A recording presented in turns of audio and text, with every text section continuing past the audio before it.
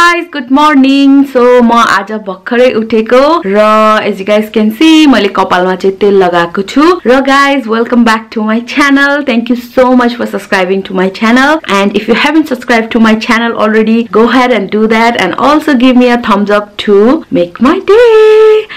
र अब चाहिँ खाजा खाने टाइम भइसकेको छ. सो गएर किचनमा हेरौँ है त के छ. So आज खाजामा चाहिँ I don't know, मैले चाहिँ प्राय जसो आजकल ग्रीन स्मूदी खाने कोशिश गर्छु, तर त्यही हो कि अहिले चाहिँ मैले दाँत माझिसकेको छु र दाँत माझेपछि चाहिँ ग्रीन स्मूदी खाँदाखेरि चाहिँ मजै आउँदैन. So I might eat something else today, किनभने I don't like the feeling of दाँत माझेपछिको ग्रीन स्मूदी को, किनभने फ्रुट आफ्टर दाँत माझेपछि खायो भने चाहिँ मिठो हुँदैन. I'm telling you. र guys के खाने, I have nothing to be honest. मलाई ग्रोसरी शपिङ जानु पर्ने त छ, तर यहाँ फ्रिजमा हेरौँ है त के छ.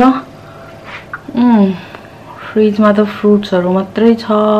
एग्स धरी सिद्धिरहेको छ मेरो. सो ससेज छ अनि पाइनएप्पल छ.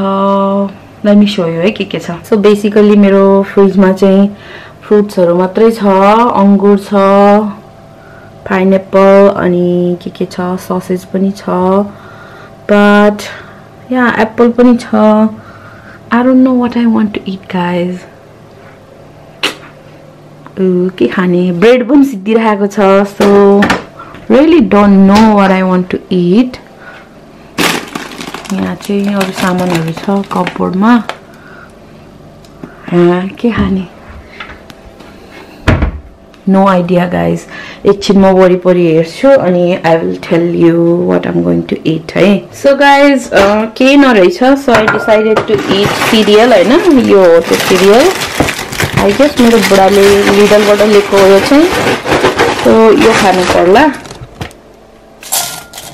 cereal खाइदिन्छु.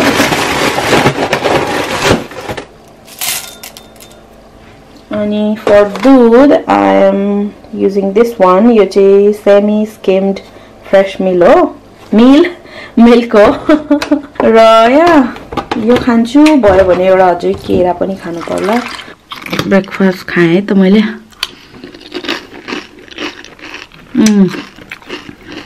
Yeah, this is so good.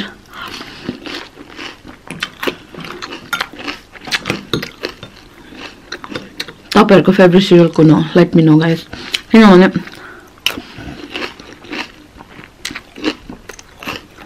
मलाई चाहिँ गुलियो सिरियल मात्रै मन पर्छ. र अरु खालको हुन्छ नि, लाइक चकलेट फ्लेभरको के फ्लेभरको त्यस्तोहरु चाहिँ फेरि मन पर्दैन. जस्ट प्लेन यस्तो फ्लेक्स वाला. honey flavor को यहाँ त honey और नट भएको. अब चाहिँ म खान्छु है. I will see you guys in a bit. So guys आज चाहिँ मैले खाजामा पानीपुरी बनाउन जाँदै छु र यो चाहिँ मैले इन्डियन सुपरमार्केटबाट लिएर आएको पानीपुरीको फुल्का हैन. यसलाई चाहिँ तेल तताउँदै छु. तेलमा डीप फ्राई गर्ने हो. अनि फिलिङको लागि चाहिँ प्याज काटेको छु. आलु माइक्रोवेभमा बनाउँदै छु. अनि झोल चाहिँ यो हो पानीपुरीको मसाला झोल. अब झोल प्रिपेयर गर्नु पर्ला. सो झोल चाहिँ मैले भर्खरै बनाइसके र मिनाको फोन आएको थियो. सो मैले उसँग फोनमा कुरा गर्दै बनाइहाले. अब चाहिँ तेल तातिसकेको छ. अब तेलमा चाहिँ यो पुरी फ्राई गर्नु पर्यो क्विकली. यो झोललाई चाहिँ यसरी छोप्दिन पर्यो. बाइ द वे यहाँ मैले भर्खरै अलिकति फुल्का बनाइसकेको छु पानीपुरीको. अब बनाउँदै छु वन बाइ वन. वाउ कति धेरै गयो. ओ नो अलिकति झिक्दिन्छु. एउटा हातले काम गरे भने त्यस्तै हुन्छ.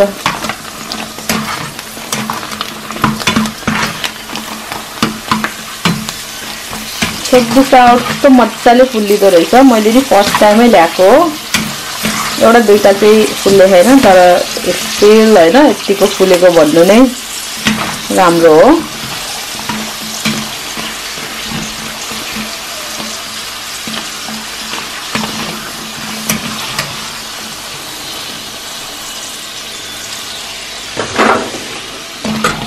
यो चाहिँ पाक्यो एकैछिनमा हुँदो रहेछ गाइस अनि यसलाई चाहिँ मैले इन्डियन सुपर मार्केटबाट लिएको 1 पाउन्ड मात्रै पर्यो हैन एउटा पोकाको अघिको यो पनि हाल्दिम होला सो एउटा पोकामा चाहिँ निकै हुँदो रहेछ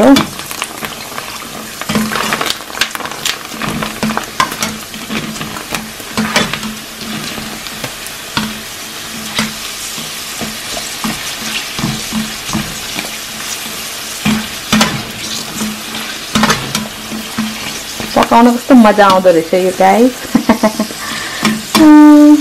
इट्स सो मच फन के है म ढुङ्ग्री पकाउन भयो एकदम मजा लाग्छ आई डोन्ट नो तपाईहरुलाई मैले भने कि भनेन मीना पनि आउँदै छ रे सो मीना म मेरो बुढा मिलेर खाने हो यो पानीपुरी चाहिँ अघि भर्खर मीनासँग कुरा भएको अनि मैले मीनालाई म पानीपुरी बनाउँदै हो छिट्टै आऊ भनेछु सो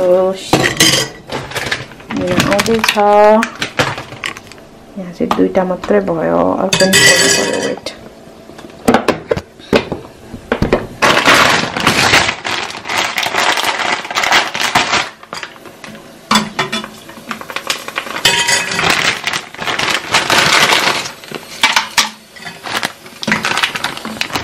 अर्को पनि फोडे मैले हालिसकेको छु पाक्दैछ यो वाला कत्रो ठुलो भएको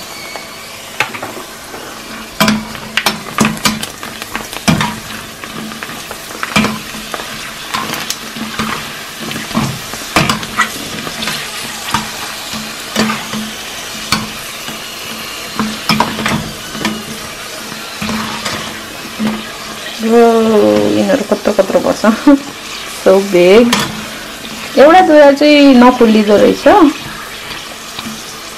but it's all right check this out यहाँ कति धेरै बनेर गइसकेको छ looks so good already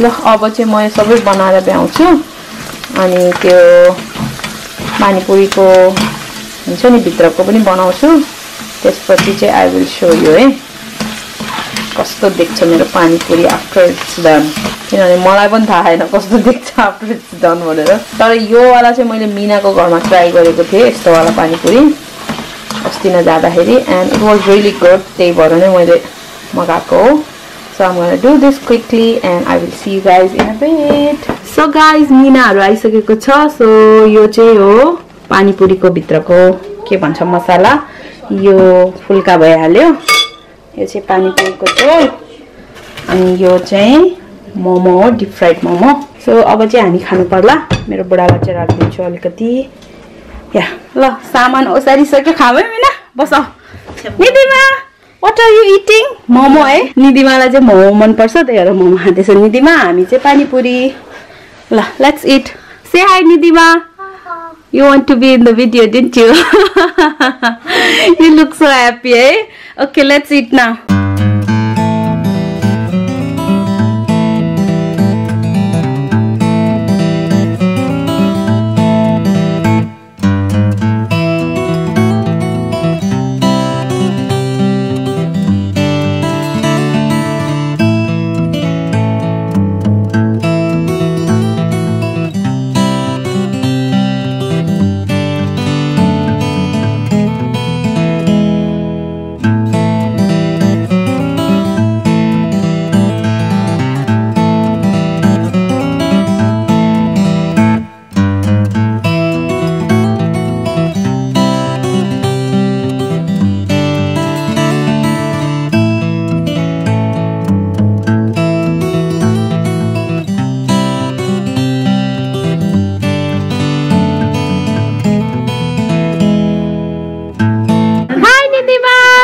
want to say something? के हेर्दै थियो अघि तिमीले भन नि त रायन्स टोय रिभ्यू हेरेको है निदिमाले अब चाहिँ निदिमा जान लाग्छ है निदिमा hello hello wow what is that donut है कस्तो कलरको छ निदिमा भन्देउ त पिंक तिम्रो हुडीको नि पिंक रहेछ नि त टोपीमा हैन इट्स म्याचिङ अहिले चाहिँ अब निधिमा डान्स गर्दैछ अब जाने है एकछिन निधिमा You want to say something to Auntie? Bye bye. Thanks for watching. Bye bye. Thanks for watching. I will miss you too. अब निधिमाहरु चाहिँ अल्ट्रेसर जाँदैछ न्यू प्लेसमा है गुड लक निधिमा अनि आन्टीलाई पनि मिनालाई पनि Thank you.